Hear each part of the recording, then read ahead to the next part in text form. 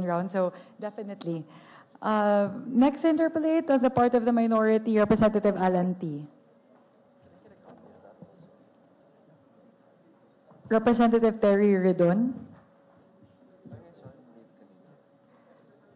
Representative Deputy Minority Leader Bong Sunday.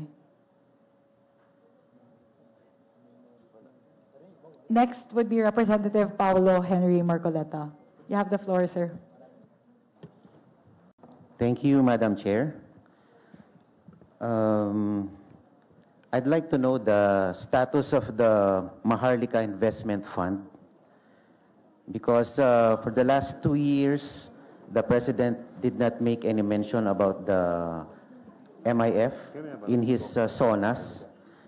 And since Congress has the innate power of innate oversight function, I believe we ought to know the status of the Maharlika Investment Fund. And I believe you have also been endowed with repertorial requirements. And what mechanisms are in place to ensure the transparency of these multi-million investments that were made? I believe early this year there were investments made already by the Maharlika Investment Fund. Yes, thank you very much. Yes, it is true that we report to Congress yearly. I think there are documents submitted to Congress to provide status with regard to the investments of Maharlika. Essentially, Maharlika has invested in 2 projects. One is NGCP, 20% of 2 board seats in NGCP, roughly 20 billion pesos. And another is in a mining, Makilala Mining, and that's how much?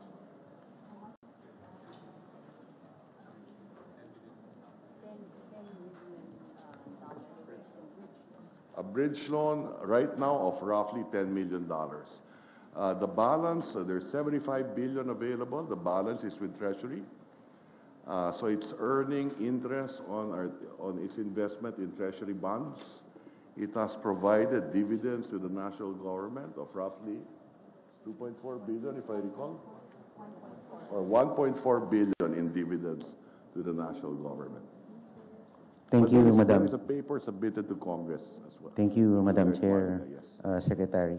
And since the Maharlika Investment Fund is an additional source of revenue, can we tap into this fund to fund pro-poor programs? Halimbawa po, yung pong binanggit ni Congressman Lian kanina, to reduce the VAT from 12 to 10%. At meron din pong mga panukala dito na inihain kami, mga panukalang batas na kung pwede po yung kuryente na binabayad ng consumers ay yung VAT na pinapataw sa kuryente ay kung maaari ay i-waive na din. Pwede po kayang dito kunin sa Maharlika Investment Fund? Yung Maharlika Investment, para sa investment, ang pwede niyang gawin, halimbawa, it is considering investing in the grid operations, halimbawa sa Mindoro o yung mga spag areas na walang napakalang kuryente, doon tumitingin ang Maharlika Investment Fund, the possibility of investing there. So energy, physical infrastructure, food and agriculture modernization, these are the themes that Maharlika is looking into. And a few more. Thank you, Madam Chair, Mr. Secretary. My number 2 question is directed to the DBM Secretary. During last week's briefing by the Committee on Public Accounts with the DPWH, in their presentation, they related to us that there have been significant budget cuts in foreign-assisted projects. And these foreign-assisted projects composed mainly of infrastructure flagship projects, yung mga importanteng mga infrastructure projects ng ating bansa. In 2023, there is an 88% budget cut. From 70 billion, naging 7.9 billion na lang po ang ang budget for foreign assisted projects. In 2024, 100% budget cut. So wala pong nailaan sa foreign assisted projects. At ngayong nitong 2025, 67% budget cut, from 70 billion naging 23 billion na lang po ang inilaan sa foreign assisted projects. Now, Madam Chair and Madam Secretary, I'd like to know on the long-term implication of this continued defunding of these foreign assisted projects. Hindi po ba tayo nape-penalize ng ating mga international partners pag hindi po tayo nagbabayad? At yung pong, ang alam ko po kasi, itong mga foreign assisted projects are being defunded and they go to unprogrammed allocation ng ilang district congressmen. Ano po bang mas mahalaga sa atin, yung pong mga flagship projects na malalaki, na mas maraming naikinabang, o yung mga pet projects po, local pet projects po ng mga district congs? So gusto kong malaman yung implication kung patuloy pong i-defund itong mga foreign assisted projects po natin.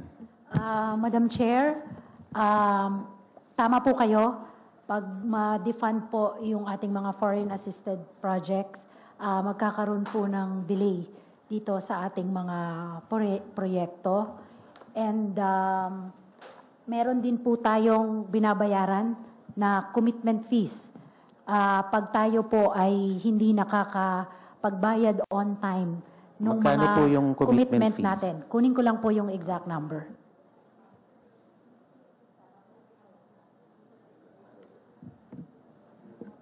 Hindi po ba tayo on the losing end pag ganyan po we continue to pay penalties for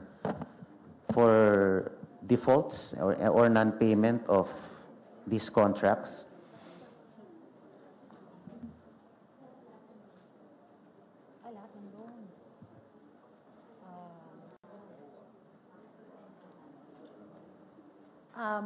Meron po, we're just looking at that. Sorry, Yes, the commitment fees in 2024 is roughly $16.8 million, 962 million pesos. Ang binayad po natin. Commitment fees due to delay. Opo.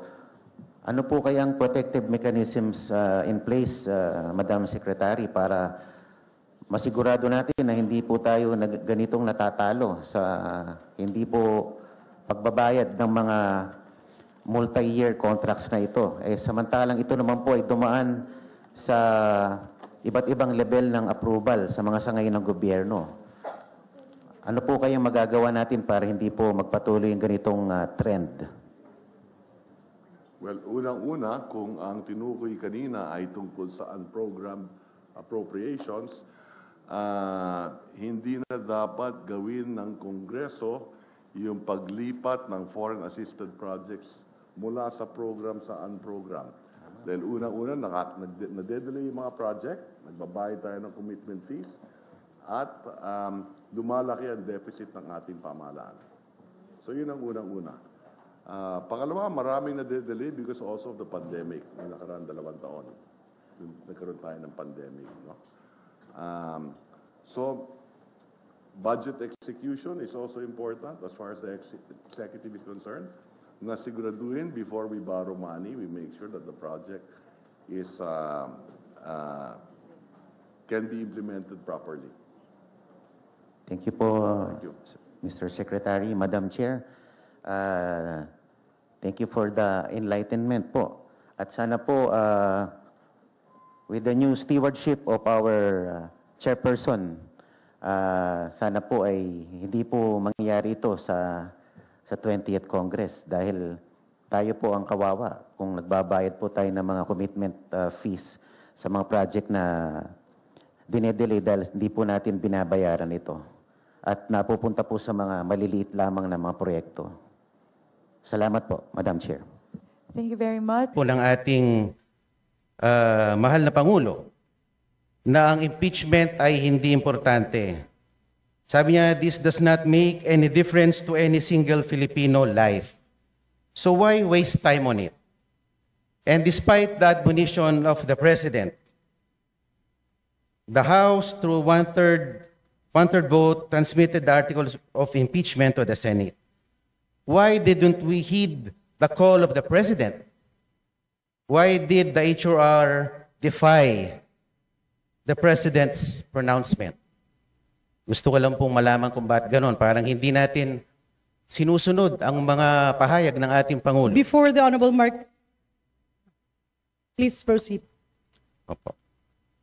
At nung July 25, the Supreme Court, sabi nga nila, inilang dineklara ng articles of impeachment ay unconstitutional at void ab initio. At pagkatapos nun ay nakarinig tayo ng mga pahayag mula sa House members na tila baga tinatakot ang ating mga maestrado na pwede kayong ma-impeach din tulad ng Vice President.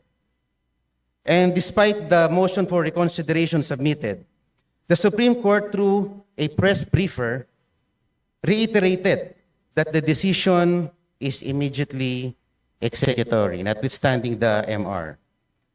And the Senate accordingly adhered to the decision by archiving the articles of impeachment. So ang tanong ko lang po why the continued defiance on the part of the HOR? Parang tayo po ay tila nagmamatigas. Samantalang ang Korte Suprema at ang ating co-equal body ng Senado ay tumalima na sa sinabi ng ating Korte Suprema. Alam naman po natin that the Supreme Court is the final arbiter on all disputes and controversies pertaining to constitutional issues. And the decisions released by the Supreme Court form part of our legal framework, form part of our legal system sa ating bansa. Dapat po nating galangin ang ating co-equal branch. Sinabi din po ng Pangulo sa isa sa kanyang mga panayam at huli-huli sa kanyang SONA na ang Pilipino ay sawa na sa sobrang pamumulitika. So, buti pa ang ating Pangulo aware dito. At siyempre, kamakailan ay meron pong ibinalita na meron na naman pong Quadcom version 2.0. Alam naman po natin ang Quadcom ay nagagamit bilang political persecution more than a tool for legislation. At pinakita pa nga po ng Quadcom sa kanilang performance last year that it assumed judicial and prosecutorial roles, which is beyond the ambit of its legislative function. Mr. Speaker, the continued defiance of the House of Representatives has been truly remarkable. Sana naman po ay baguhin na natin ang ating estratehiya. Sa akin lang naman po. Dahil ako'y miyembro ng 20th Congress, bakit hindi po natin baguhin or reassess ang ating strategies? Kaysa bumabakbak tayo ng bumabakbak ng ating political adversaries. Bakit di na lang po natin galingan? Total, meron naman po tayong 3 taon pa para ipakita na tayo ay mahusay din sa pamamalakad. Ang akin lang naman po, this administration has been characterized by, treating its political adversaries na pag malakas ang kalaban, i-disqualify, i-expel, i-impeach, or i-threaten na i-impeach. Bakit hindi lang naman po natin galingan? Meron pa naman po tayong 3 taon. Baka sakali, matalo natin si VP Sara sa 2028. Maraming salamat po. Madam Speaker, there being no other member who wishes to interpolate.